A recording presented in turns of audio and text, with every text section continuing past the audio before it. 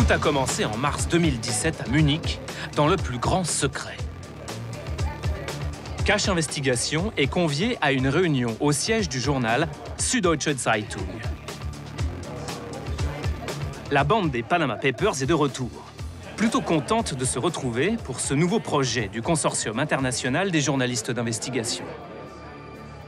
Chaque personne dans cette pièce, chacun d'entre vous, peut mettre en danger le projet. La réussite du projet tient à la confidentialité absolue pendant les 12 mois d'enquête. 376 journalistes de 67 pays ont répondu présents à l'appel des 2 reporters allemands, déjà à l'origine des Panama Papers. Si les Panama Papers nous ont montré ça, sur le monde offshore, maintenant, on pourra voir tout ça. Les 2 journalistes ont reçu de nouveaux documents confidentiels, toujours de manière anonyme. Cette affaire a encore plus de potentiel que les Panama Papers et on va vous expliquer pourquoi. La fuite provient de 3 sources différentes. D'abord de plusieurs registres du commerce dans les paradis fiscaux. Ensuite d'un gestionnaire de trust. Et enfin d'Appleby, l'un des plus grands cabinets d'avocats du monde offshore, spécialisé dans les montages financiers bien cachés sur des îles réputées pour leurs secrets. Ces 10 bureaux répartis dans le monde permettent à Appleby d'être très compétitif et de pouvoir offrir à ses clients la meilleure domiciliation selon leurs besoins. Appleby propose du sur-mesure pour les grandes fortunes, les hommes politiques, les multinationales. On a l'impression d'avoir ouvert une porte sur le monde offshore comme on ne l'avait jamais fait auparavant. De retour à Paris, nous avons eu besoin d'un peu de temps pour entrer dans la matrice.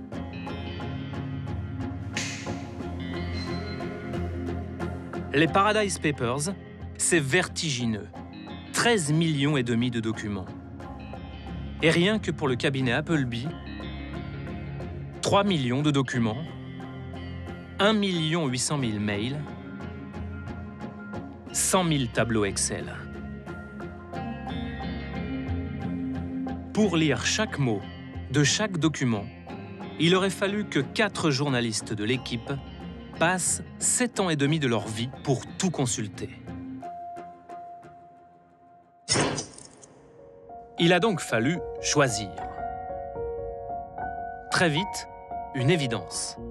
Les acheteurs de jets privés figurent parmi les clients privilégiés du cabinet Appleby. Des documents mentionnant des avions, il y en a plus de 73 000 dans la base de données. Des schémas de montage financier, des propositions commerciales et même des noms d'entreprises bien connus. En les parcourant, nous remarquons 3 lettres qui reviennent très souvent. VAT, TVA en français. Et si l'on parle beaucoup de TVA, c'est qu'il est possible de s'en affranchir quand on achète un avion, grâce à de petits arrangements.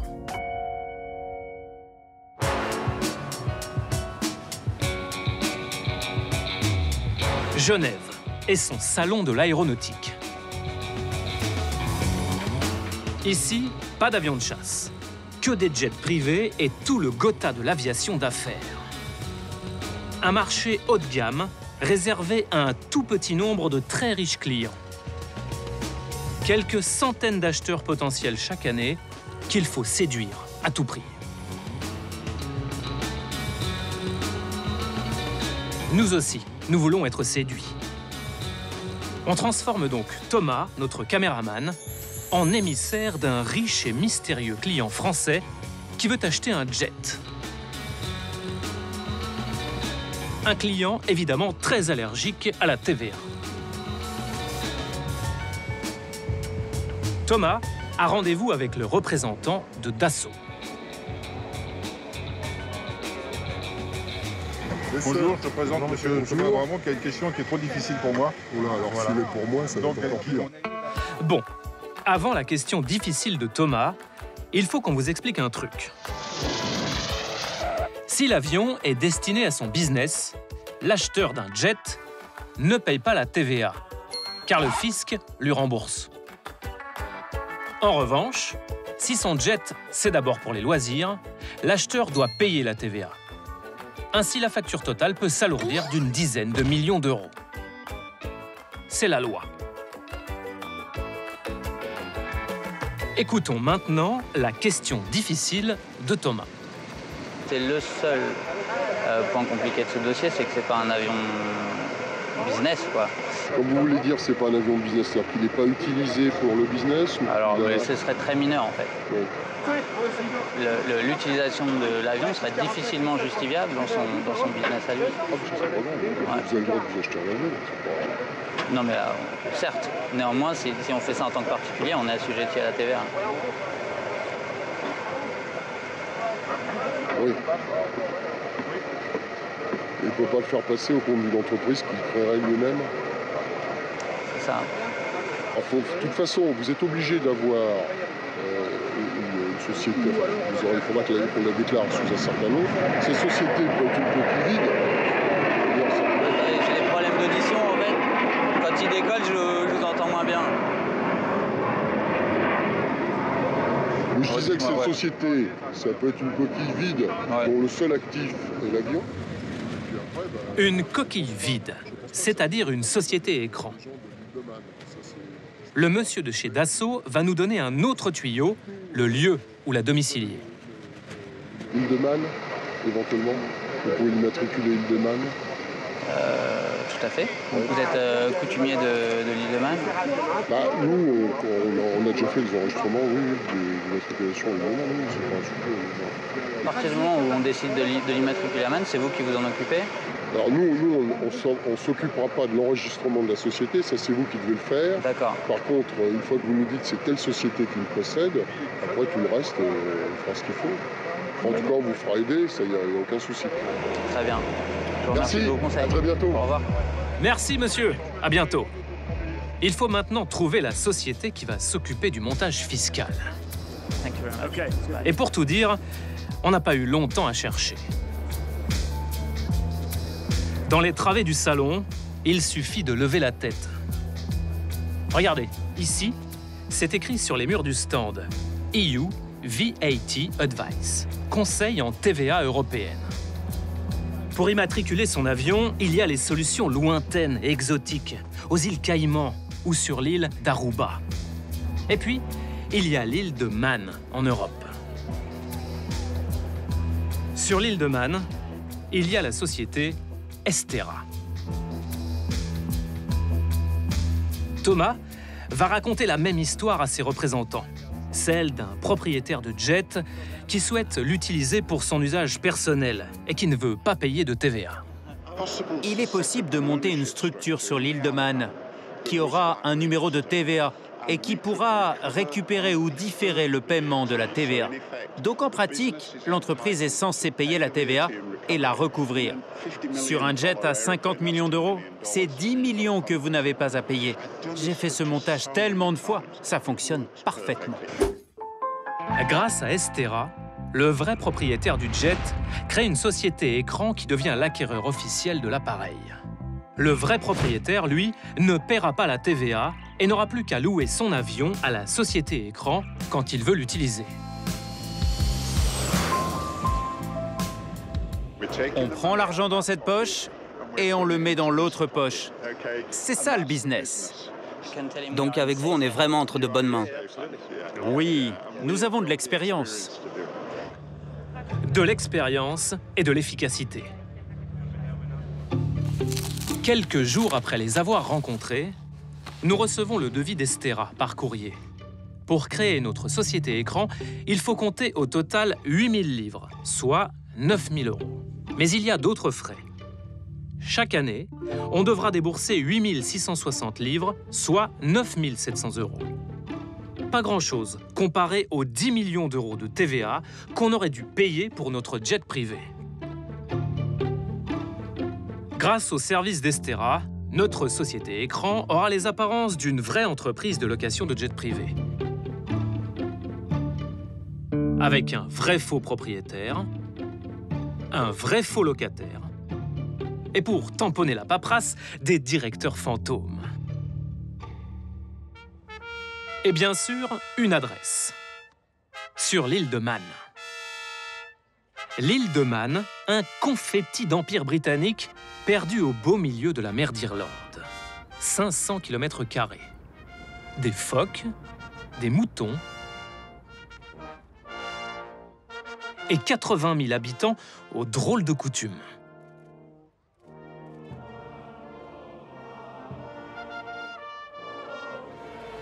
Sans oublier un petit aéroport très fréquenté par les jets privés. L'île de Man, un paradis fiscal à 1 heure de vol de la France. En plein centre-ville, il n'est pas très difficile de trouver les bureaux d'Estera. Ils ont pignon sur rue, juste à côté, un nom familier, Appleby. Vous savez, la fuite de documents vient de chez eux. Jusqu'en 2016, Estera et Appleby, c'était la même société. Comment allez-vous? Nous avons rendez-vous avec ces 2 représentants d'Estera.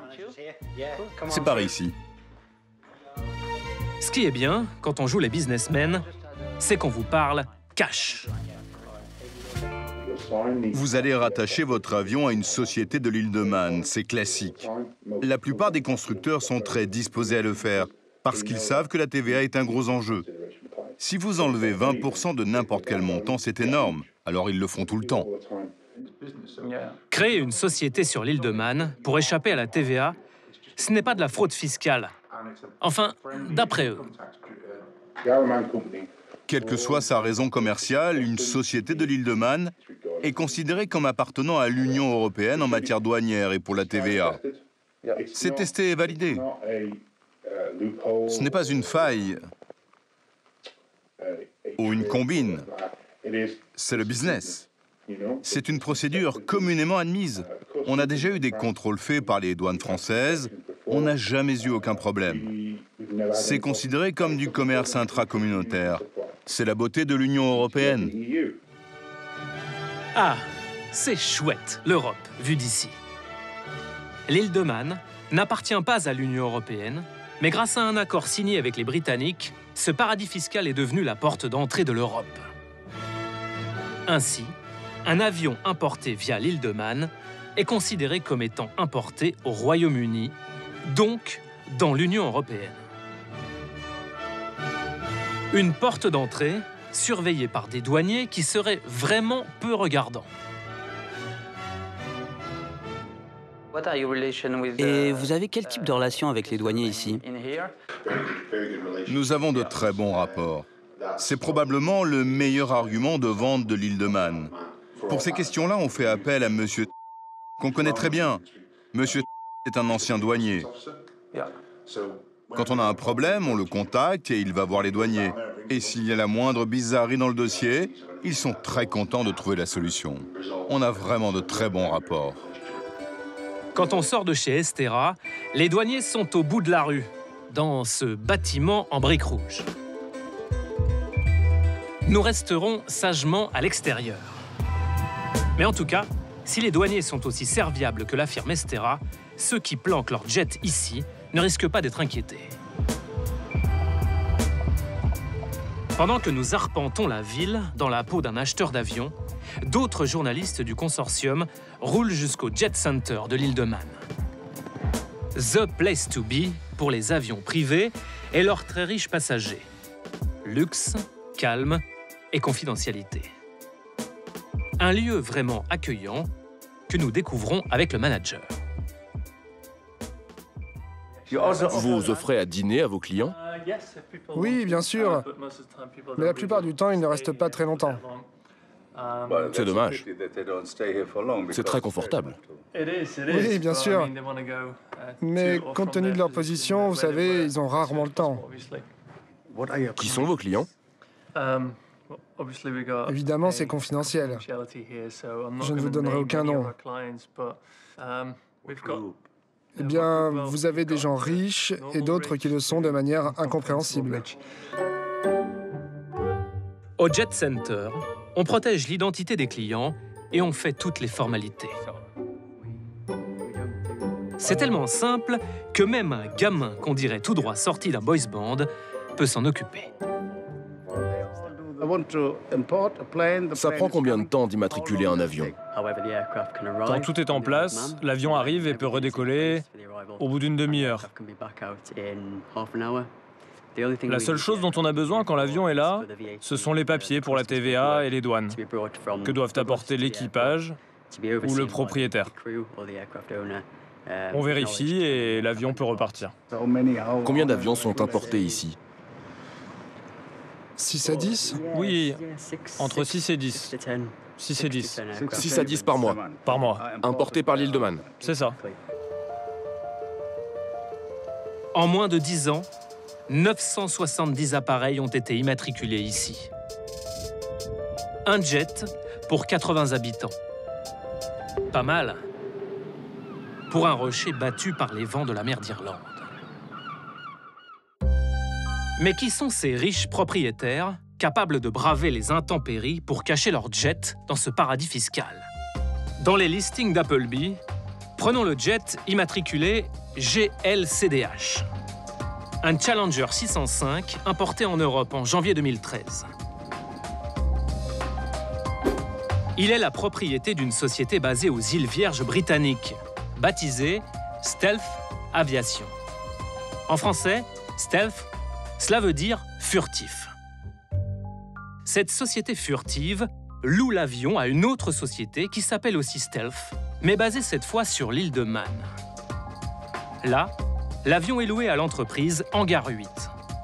Au final, l'appareil est utilisé par l'entreprise BRV à Guernesey et un certain Lewis Hamilton, sujet britannique et champion du monde de Formule 1. Cette cascade de sociétés n'a qu'une utilité, donner l'illusion d'une véritable activité commerciale de location. La réalité est beaucoup plus simple. Les sociétés écrans appartiennent à Lewis Hamilton. Il est le propriétaire de l'avion qu'il se loue à lui-même. Le jet a coûté 22 millions d'euros.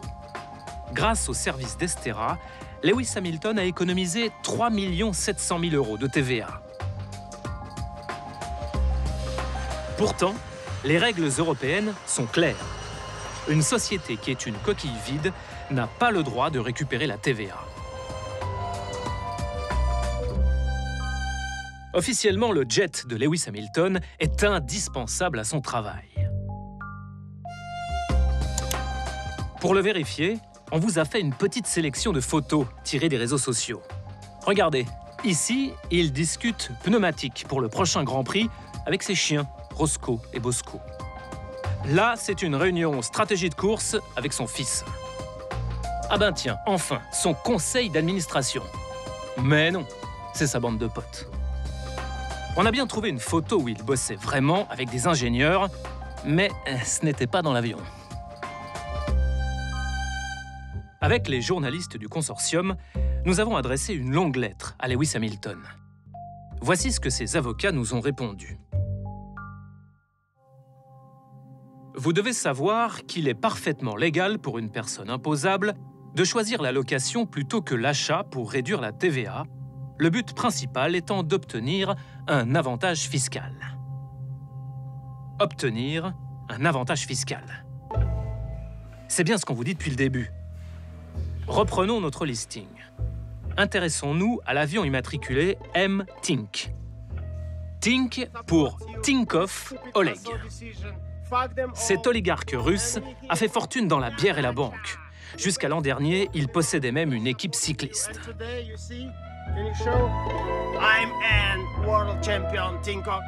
Champion du monde, Oleg. Entre 2013 et 2016, Oleg s'est acheté 3 avions chez le français Dassault, dont celui-ci. Grâce aux documents d'Appleby, on peut suivre les différentes étapes des transactions. Par exemple, la décoration des appareils aux armes de la famille Tinkoff. La peinture a été approuvée par Oleg lui-même. Pareil pour la formation de l'équipage.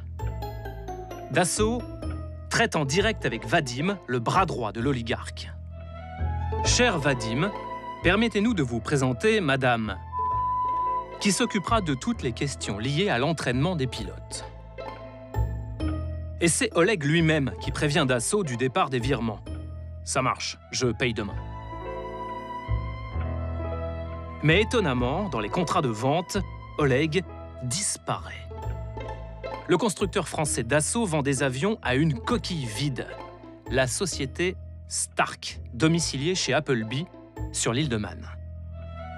Au total, pour acheter ces 3 avions, Oleg Tinkov a payé 96 millions d'euros. Selon nos calculs, l'oligarque russe a économisé 18 800 000 euros de TVA. On aurait bien voulu en discuter avec lui, mais il n'a jamais répondu à nos courriers.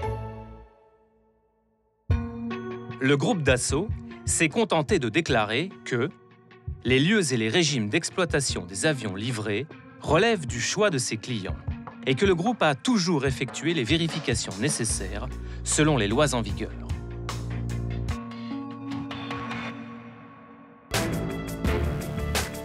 En épluchant les dossiers secrets d'Appleby, un autre grand nom des matières premières sort du lot. Glencore. Vous ne connaissez pas Glencore? Alors c'est parti pour 30 secondes de Glencore dans notre quotidien. Les voitures électriques, Glencore. Nos téléphones portables et nos tablettes, Glencore. Les câbles électriques, Glencore encore. Les vélos électriques, Glencore encore et encore. Glencore, j'adore.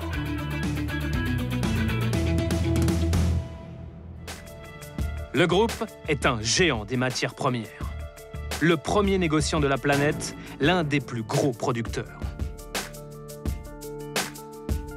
155 000 employés dans le monde. 130 milliards d'euros de chiffre d'affaires en 2016. Tout ce qui vient du sol, ou presque, Glencore le fournit. Cuivre, zinc, nickel, alliage, aluminium, charbon, pétrole et même les produits agricoles. Dans la base de données des Paradise Papers, quand on tape ces 8 lettres, on obtient plus de 34 000 réponses. Une masse colossale de documents. Glencore est l'un des plus gros clients d'Appleby. 1 300 000 euros d'honoraires aux Bermudes, rien qu'en 2016. Appleby a déployé tout son savoir-faire pour aider le géant des matières premières à tisser une incroyable toile à travers toute la planète. Pour cacher certains de ses contrats et brouiller les pistes, une myriade de structures offshore. Voici la nébuleuse Glencore, révélée pour la première fois de manière aussi complète. Les sociétés que le groupe contrôle, leurs liens entre elles. Tout cela aurait dû rester secret, planqué dans les armoires d'Appleby. Glencore figure sur la liste des clients confidentiels. Grâce aux documents en notre possession, nous allons vous révéler comment la multinationale met la main sur les richesses de la planète, quitte à s'affranchir des lois.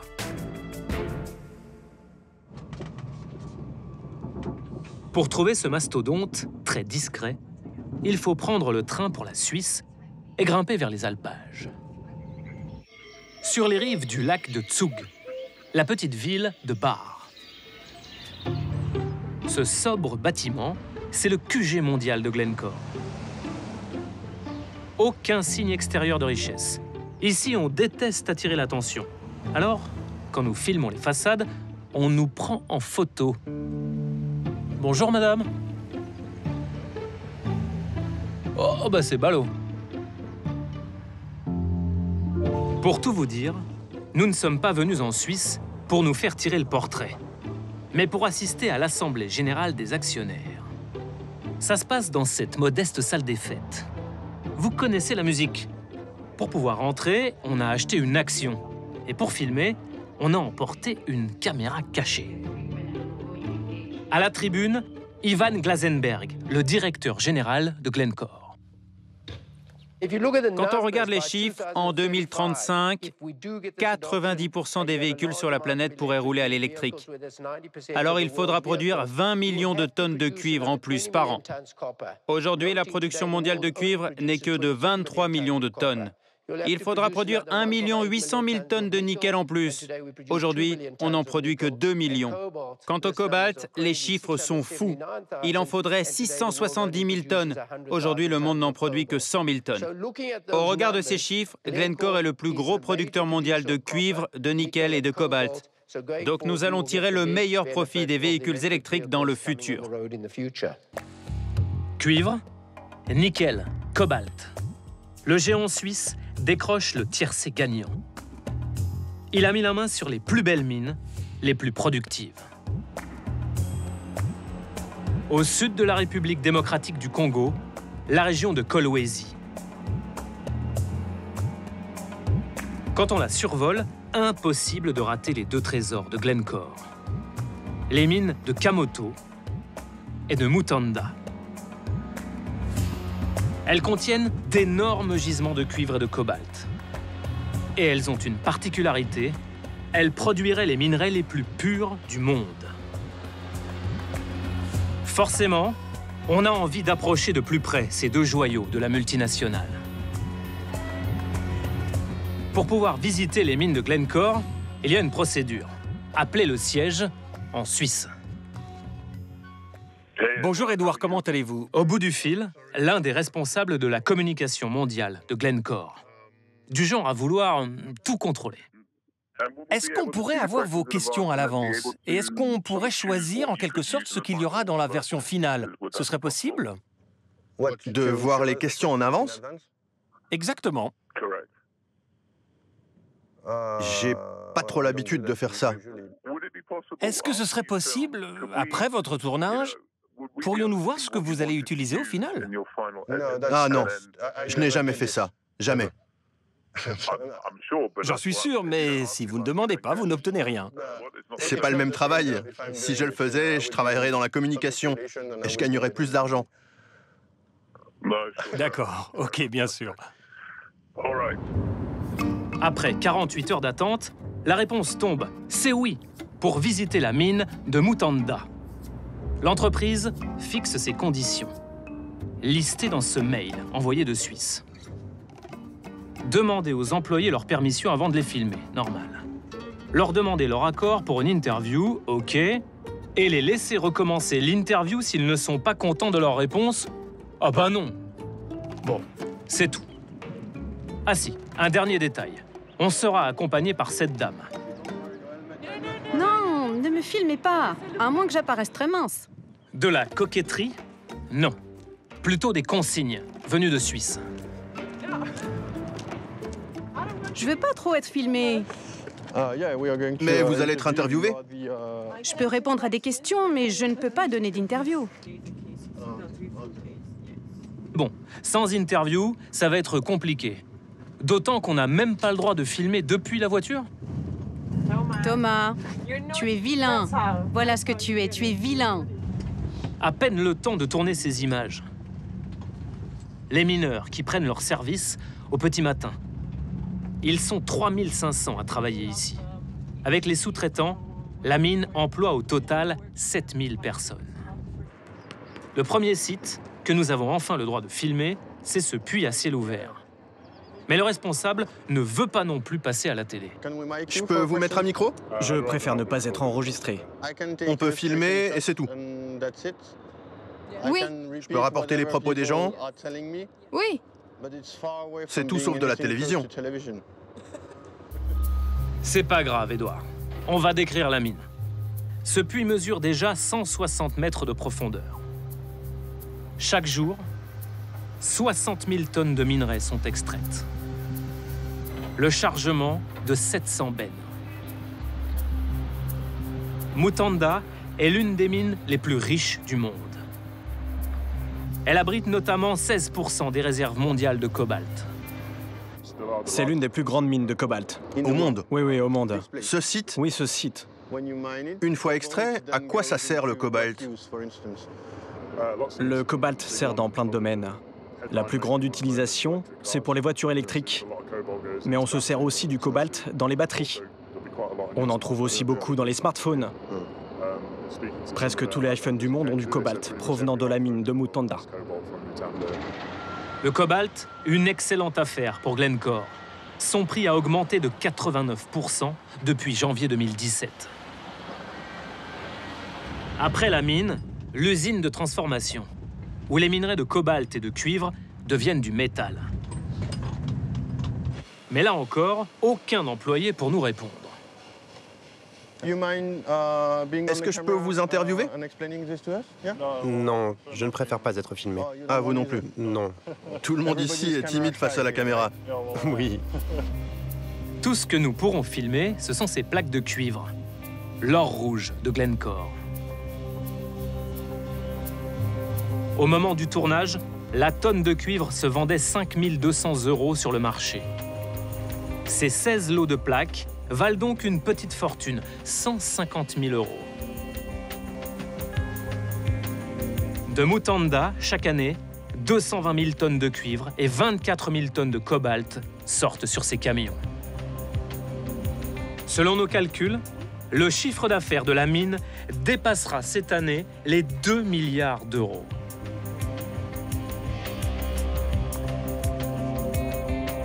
Pour mettre la main sur ces richesses, merci pour la visite.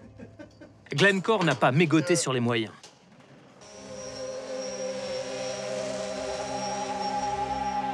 Tout près d'une cité ouvrière, un gigantesque puits à ciel ouvert. L'autre fleuron de Glencore dans la région, la mine de Kamoto. Sa conquête par la multinationale a fait l'objet d'une bataille féroce, où se mêlent argent, influence, intermédiaires douteux et soupçons de corruption. Dans les Paradise Papers, nous avons eu accès à des documents secrets, les comptes rendus des réunions de la société qui détient ces mines, la Katanga Mining. Il raconte comment Glencore a pris le contrôle de Kamoto et fait plier l'État congolais. Premier épisode, le 23 juin 2008, à l'hôtel Hilton de l'aéroport de Zurich, réunion du conseil d'administration de Katanga Minings. À l'ordre du jour, les mauvaises nouvelles en provenance de RDC.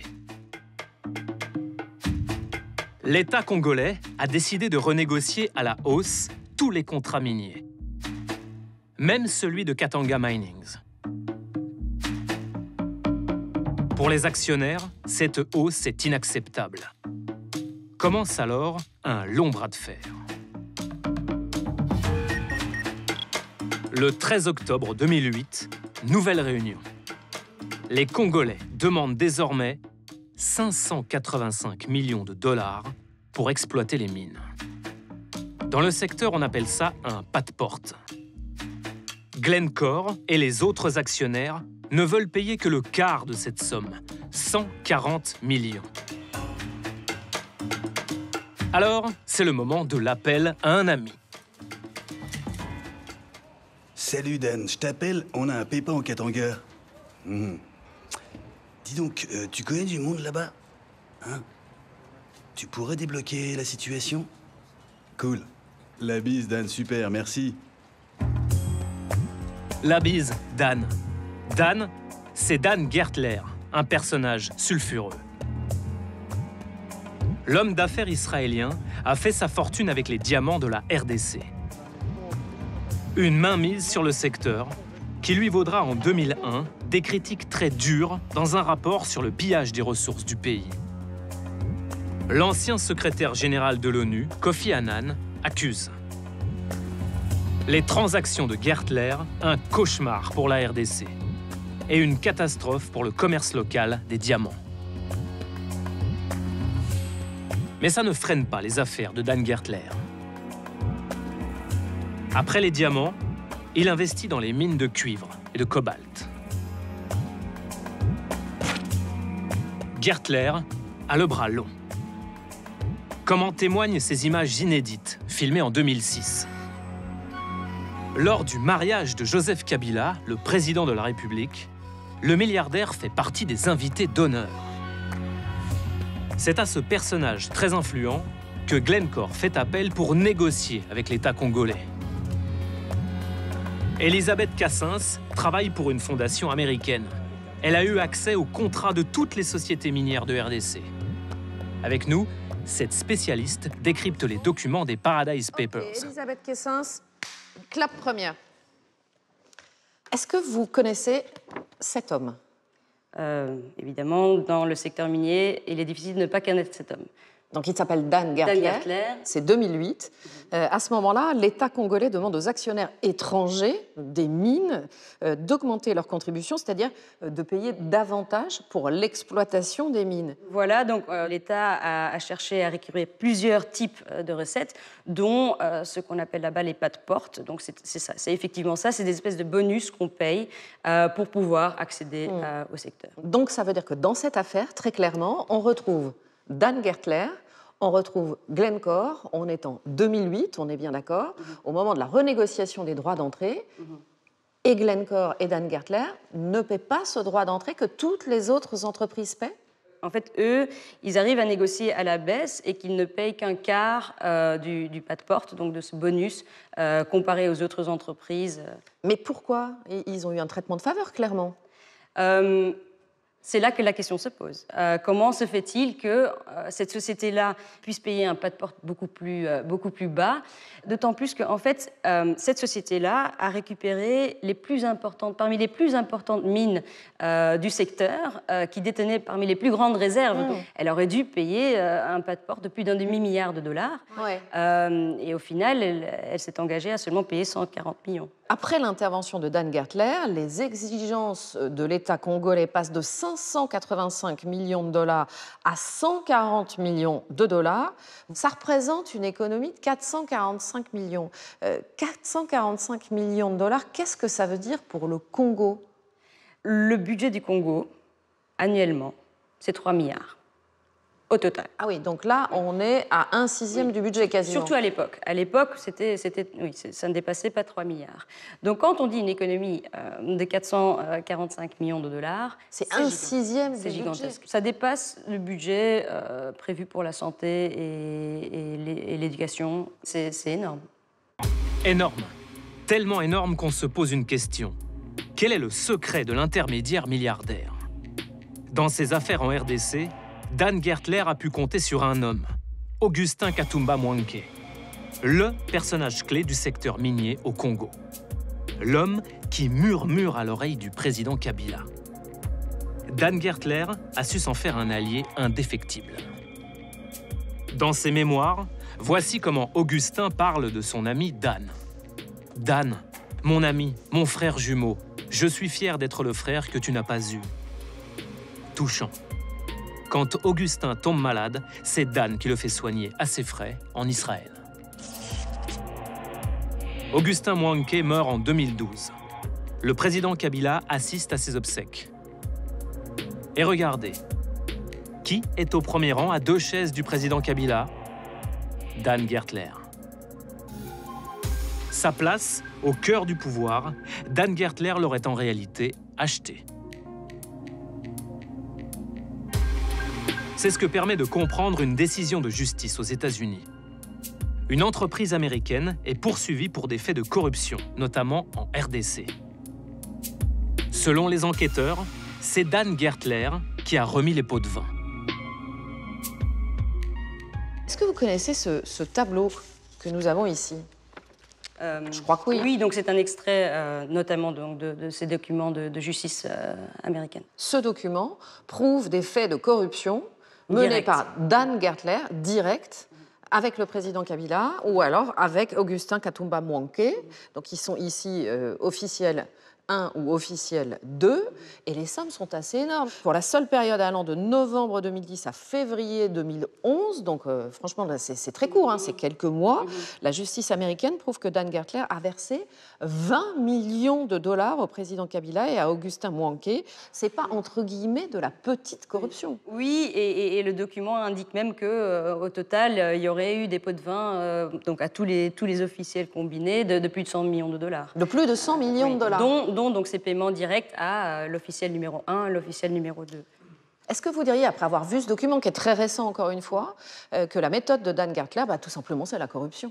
Depuis tout le temps, il nie qu'il a été impliqué dans ce genre de pratique.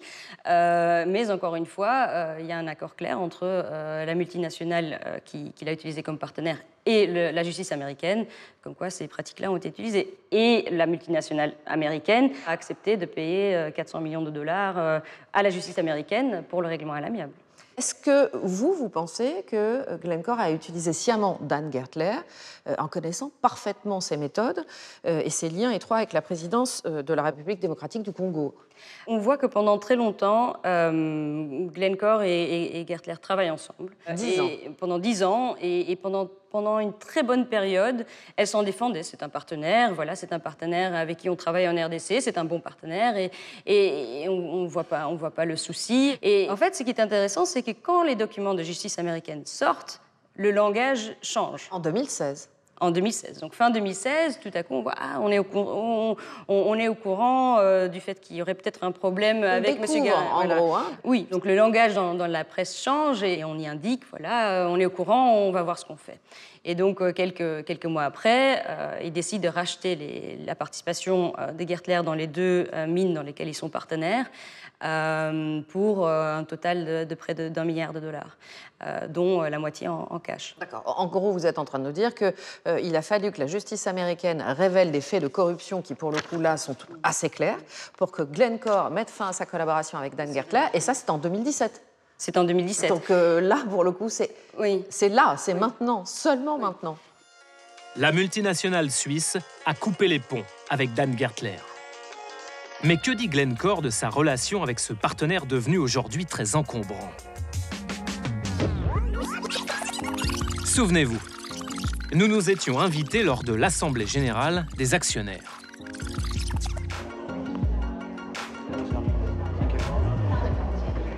Passons à la question suivante. Bonjour, je m'appelle Édouard Perrin, je viens de France.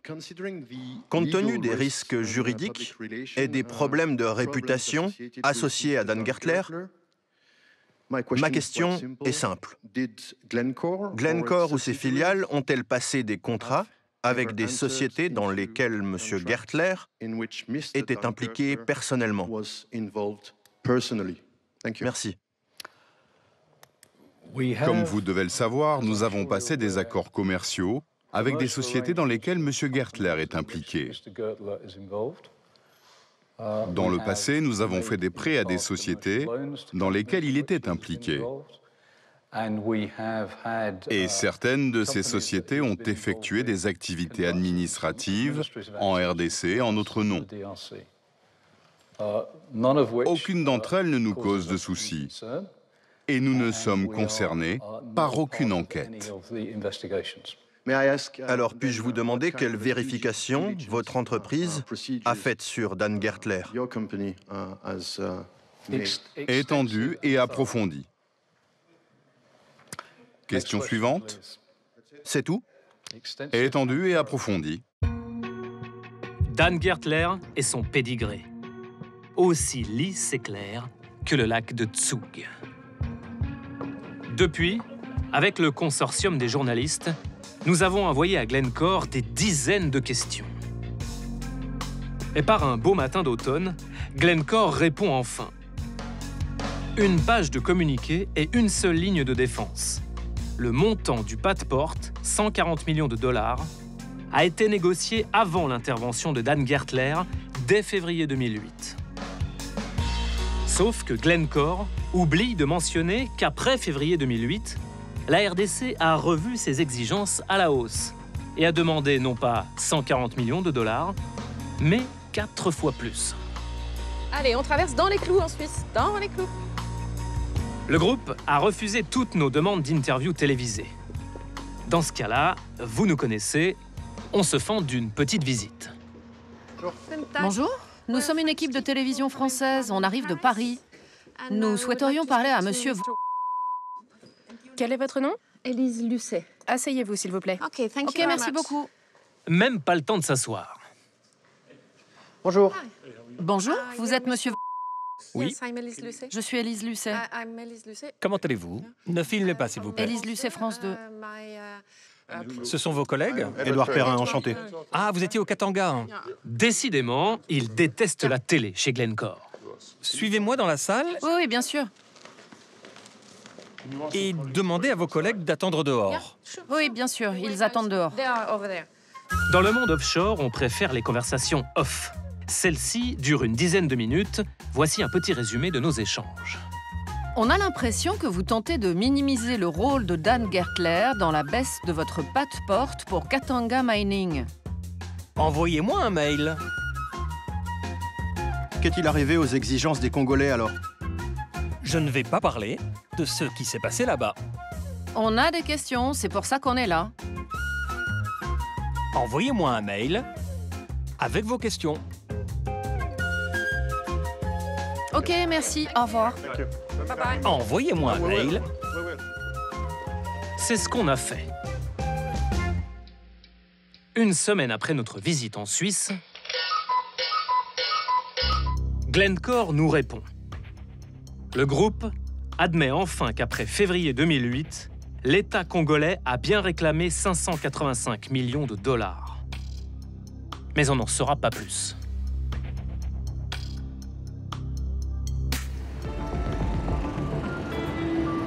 Nous avons bien sûr envoyé une longue liste de questions au président de la République démocratique du Congo, Joseph Kabila. Un président qui aime tellement son pays qu'il en parle ainsi. Mon Congo, si vous ne voulez pas croire en moi, croyez au moins en mes œuvres. Nous n'avons jamais eu de réponse. Quant à Dan Gertler, par le biais de ses avocats, il nous a fait savoir que ses relations avec le président Kabila étaient strictement personnelles.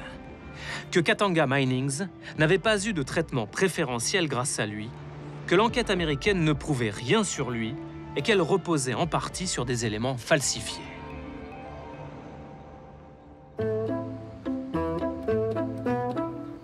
Nous voulions terminer cette enquête par une devinette. 1. Je donne mon nom à un archipel. 2. Je suis très porté dans cet archipel. Allez-y, cherchez. Vous ne trouvez pas? Alors on vous donne un indice. Jaune, bleu, bleu et rouge, beige. Bah oui, c'est le Bermuda. Cette culotte longue est devenue l'uniforme des businessmen aux Bermudes. Celui qui dit que c'est moche est privé de société écran. Dans les rues, ce jour-là, les seuls à ne pas porter de Bermuda, ce sont les journalistes du consortium des Paradise Papers. Australiens, Danois, Japonais. Arrivés en nombre sur l'île pour une petite visite chez Appleby. Les précieux montages que nous épluchons depuis des mois ont été concoctés dans ces bureaux, derrière ces vitres fumées. C'est un peu l'embouteillage. Car nous venons chercher en main propre les réponses aux questions que nous avons envoyées du monde entier.